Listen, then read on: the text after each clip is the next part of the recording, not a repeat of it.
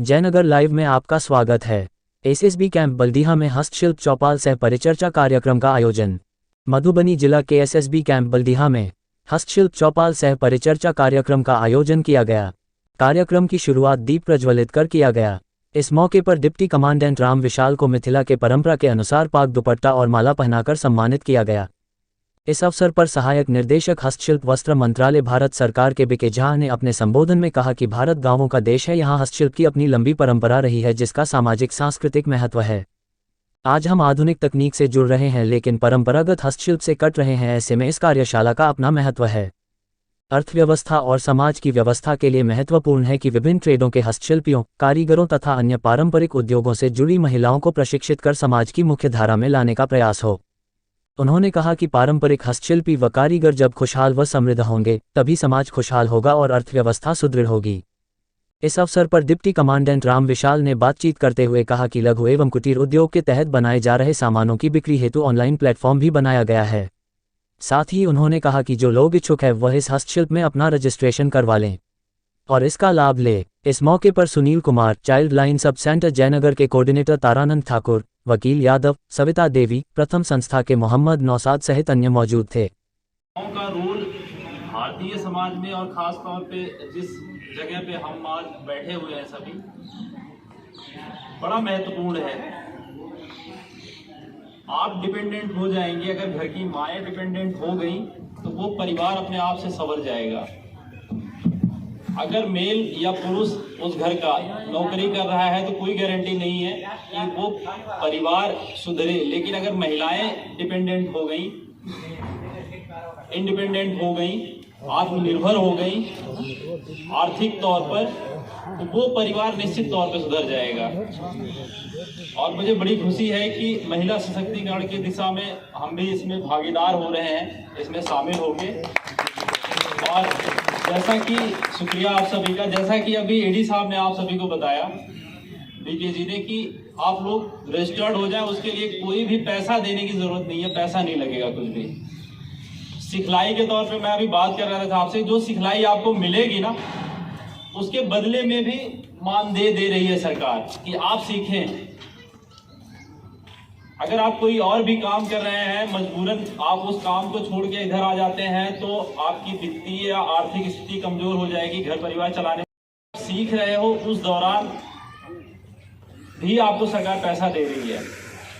तो इतनी सारी फैसिलिटीज हैं, सुविधाएं दे रही है सरकार, उसका सुविधा आपको नहीं मिल पा रहा है। वजह एकमात्र है जो हमने विचार किया इस इलाके में, करा कि भाई दिक्कत क्या आ रही है लोगों को, तो उसमें निकल के आया कि लोगों के पास एक तो स्किल की कमी है, पैसे की कमी है, पूंजी की।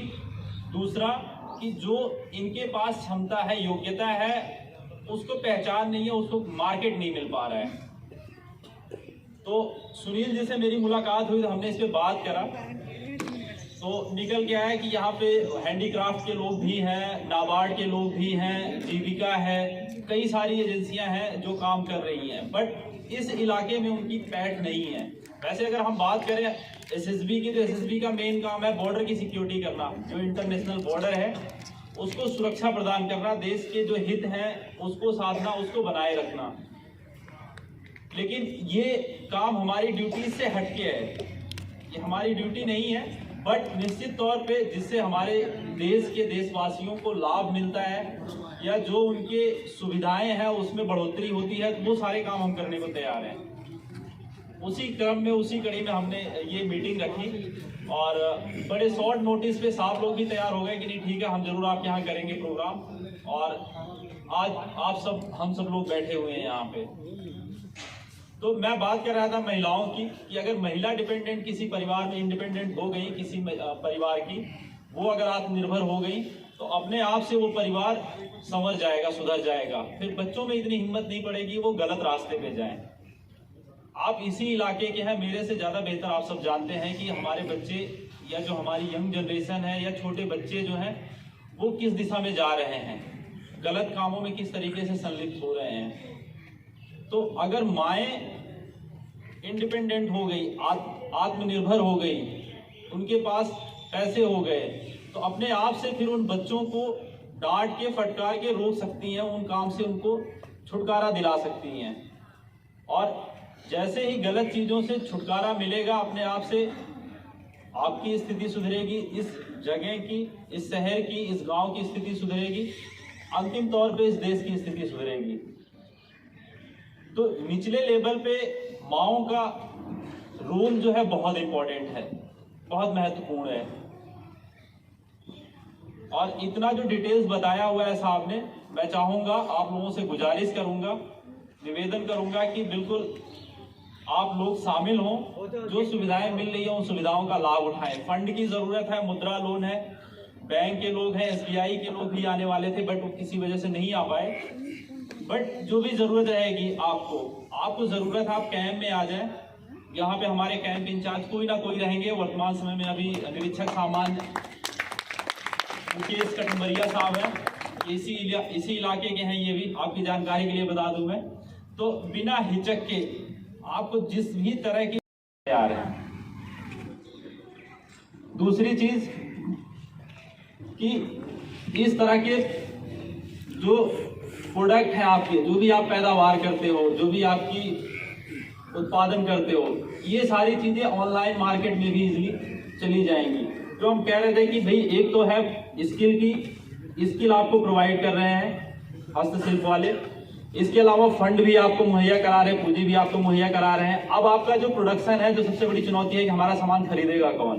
तो खरीदने के लिए आपको ऑनलाइन मार्केट भी है, और साथ ही साथ में जैसा कि साहब ने बताया कि हमेशा कहीं ना कहीं भारत सरकार हस्तशिल्प दी है, तो उसमें आप लेके अपना सामान जाते हो तो आपको बदले में पैसा मिलता है, आने जाने का जो खर्च है वो मिलता है। साथ ही साथ एक ऐसा शब्द है जो कि अपनी कारीगरी को दर्शाता है।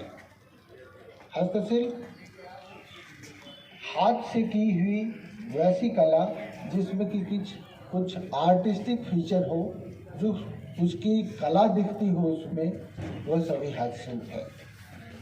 हाथ शब्दों में हम लोग कह लें तो हाथ की कला कहेंगे, लेकिन बहुत ऐसे चीज भी हैं जो हाथ से किए जाते हैं बट वो कला नहीं है, हस्तशिल्प के प्रोडक्ट नहीं है। जैसे बाल बनाते हैं, वो भी उसका बाजारीकरण वह अपने धंधे के लिए कर रहा है, तो उसको हस्तशिल्प में नहीं लिया गया है।